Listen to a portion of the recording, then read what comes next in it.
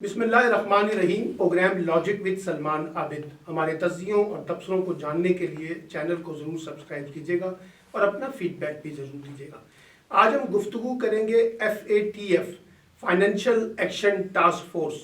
بڑی امید دلائی گئی تھی لوگوں کو کہ شاید پاکستان اس بار گرے لسٹ سے باہر نکل جائے گا، لیکن جو 25 فروری کو اعلامیہ جاری ہوا ہے فائنینشیل ایکشن ٹاسک فورس کا،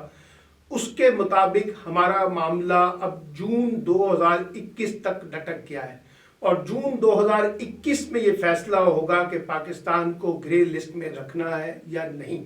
لیکن ایک امپورٹنٹ بات یہ ہے کہ جو 27 نکات تھے اس میں سے 24 نکات کے اوپر پاکستان کی کارکردگی کو خوب پذیرائی ملی اور خوب سراہا گیا اور کہا گیا کہ پاکستان نے اپنی مضبوط پولیٹیکل کمٹمنٹ کے ساتھ یہ شو کیا ہے کہ وہ FATF کے معاملے میں سنجیدہ نظر آتا ہے۔ البتہ 3 نکات ایسے ہیں جس پر نہ صرف تعریف کی گئی بلکہ اس پر مزید امفسائز کرنے پر زور دیا گیا اور کہا گیا کہ اگر پاکستان ان 3 پوائنٹس جو رہ گئے ہیں اس کے اوپر فوکس کر لے تو ہم زیادہ بہتر طریقے سے پاکستان کے حق میں فیصلہ کر سکتے ہیں۔ آپ کو یاد ہوگا 2018 میں جب FATF نے پاکستان کو گرے لسٹ میں شامل کیا تھا تو 40 نکات کو جو FATF کے انڈیکیٹر ہیں اس کو بنیاد بنایا گیا تو 11 نکات ایسے تھے جس میں پاکستان بہتر پرفارم کر رہا تھا اور 27 کے قریب نکات ایسے تھے جہاں پاکستان کو کام کرنا تھا، اور ان 27 میں سے اب 24 نکات کے اوپر یہ کہنا کہ پاکستان نے بہت اعلیٰ پرفارم کیا ہے، یہ پاکستان کی سیاسی حکومت، پاکستان کی عسکری قیادت، پاکستان کے انسٹیٹیوشنز اور پاکستان میں جس انداز سے ہم نے خاص طور پہ جو فائنینشیل ٹیررزم کے معاملات کی روک تھام کے لیے اقدامات کیے ہیں اس کو پذیرائی ملتی ہے۔ ایک بڑی دلچسپ بات یہ ہے کہ بھارت کافی عرصے سے یہ کوشش کر رہا تھا کہ پاکستان کو ہر صورت میں گرے لسٹ سے بلیک لسٹ میں رکھا جائے، لیکن جب اس میں کامیابی نہیں ملی تو اس کی پوری کوشش ہے کہ پاکستان گرے لسٹ سے باہر نہ نکل سکے۔ اب اس حالیہ اجلاس میں جو 25 فروری کو ختم ہوا ہے اس میں فرانس نے بھی پاکستان کی مخالفت کی اور کہا کہ پاکستان کو ہر صورت میں گرے لسٹ میں رکھا جائے۔ فرانس نے پچھلے دنوں ایک بڑے تجارتی قسم کے اور دفاعی قسم کے معاہدے بھارت کے ساتھ کیے ہیں، تو یقینی طور پہ جو بھارت کو انہوں نے ایچ دیا اس بارے میں کہ دیکھیے ہم نے پاکستان پہ دباؤ ڈالا ہے۔ اچھی بات ہے، ایک ہر ملک اپنے اپنے انٹرسٹ کو دیکھتا ہے، لیکن جو چیز بڑی امپورٹنٹ ہے کہ اس تمام تر دباؤ کے باوجود جو بھارت نے پاکستان پہ ڈالا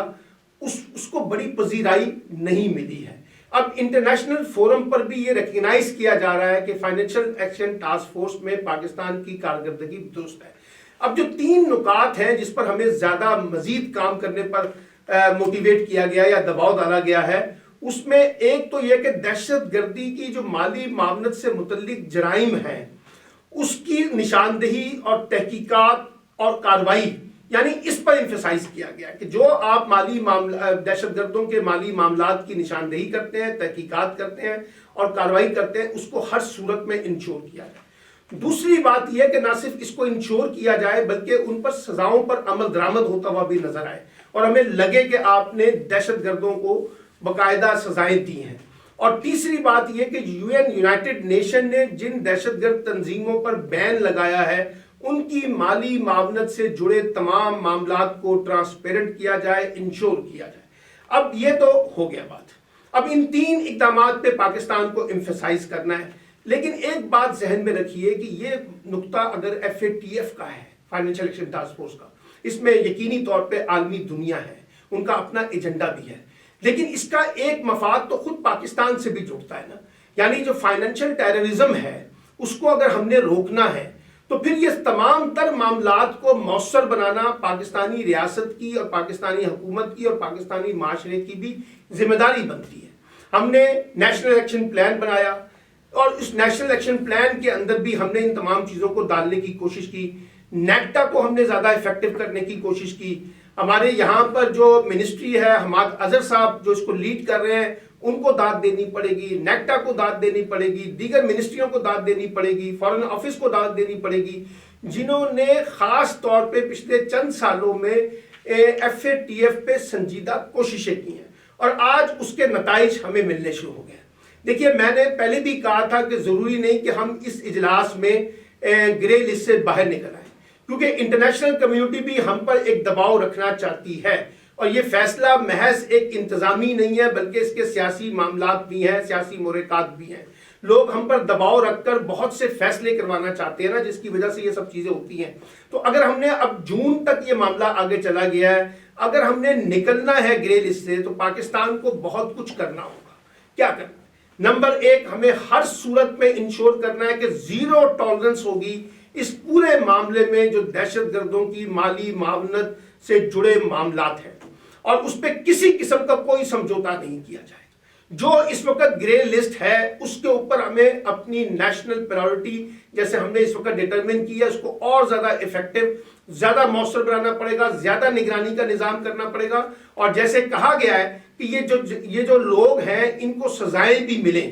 اس کے اوپر کاروائی بھی ہو، یہ ہمیں واقعی اس کے اوپر عمل درآمد کرنا ہوگا، یہ دنیا کو نظر بھی آئے اس خاص طور پہ. دوسرا یہ کہ ہمیں سفارتکاری کے محاذ پہ جو FATF پہ ہم نے کام کیا ہے، یعنی 27 میں سے جو 24 نکات پہ ہم نے پرفارم کیا ہے، اس کو زیادہ سے زیادہ پبلسائز کرنے کی ضرورت ہے، ملک کے اندر بھی ملک سے باہر بھی. اور اس کو ایک پورا نیریٹو ریبلڈ کرنے کی ضرورت ہے کہ پاکستان کیسے اس کے اوپر پرفارم کر رہا ہے، پاکستان کیسے اس کے اندر اپنی کامیابیوں کو سمیٹ رہا ہے. اور ہمیں اس سارے معاملے میں ان چیزوں کو لیتے ہوئے اپنے پولیٹیکل نیریٹو کو بھی درست کرنا ہے. یہ جو ہمارے ہاں حکومت اور اپوزیشن کے درمیان محاذرائی بن جاتی ہے، جہاں ہم ایک دوسرے کے خلاف پولیٹیکل سکور کرتے ہیں، خدارا میں بار بار کہتا ہوں جو نیشنل سیکیورٹی سے جڑے معاملات ہیں اس پر سیاست نہیں ہونی چاہیے. اپوزیشن کو بھی یہ سمجھنا چاہیے کہ پاکستان کا گرے لسٹ سے نکلنا کیوں ضروری ہے. اور اگر پاکستان 27 میں سے 24 نکات پہ پرفارم کر رہا ہے بہتر طریقے سے،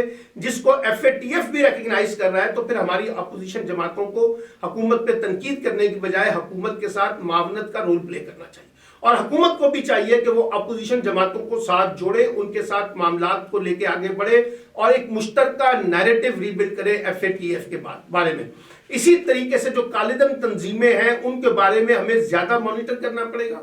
زیادہ مانیٹر کر کے ان کے اندر یہ جو مالی معاونت سے جڑے معاملات، چاہے وہ ملک کے داخلی معاملے میں ہے اور چاہے وہ خارجی معاملات میں، اس کو ریبلڈ کرنا پڑے گا. ہم نے اپنے پورے بینکنگ سسٹم کے اندر جو ٹرانسفارم کر رہے ہیں چیزوں، اس کو ریبلڈ کرنا پڑے گا. اور خاص طور پہ یہ نیریٹو ریبلڈ کرنا پڑے گا کہ پاکستان میں اب دہشت گردوں کی معاونت کرنے والوں کے لیے کوئی جگہ نہیں ہے. جو لوگ بھی پاکستان کی سرزمین کے اندر دہشت گردی کو پروموٹ کریں گے، اس میں مالی سپورٹ کریں گے، ان کے خلاف ریاست بلا تفریق کارروائی کرے گی. اور یہ کارروائی اس انداز سے ہونی چاہیے کہ نہ صرف ہمیں نظر آئے بلکہ عالمی دنیا کو بھی یہ محسوس ہو کہ پاکستان ایک درست ٹریک کی طرف جا رہا ہے. اور یہ پاکستان کی سیاسی ضرورت بنتی ہے، پاکستانی ریاست کی ذمہ داری بنتی ہے کہ وہ اس تمام چیزوں کو لے. اور خاص طور پہ ہمیں ہندوستان کے جو نیریٹو جو ہمیں گرے لسٹ میں رکھنا چاہتا ہے، بلیک لسٹ میں رکھنا چاہتا ہے، اس کے مقابلے میں بھی اپنی ڈپلومیسی جو ہے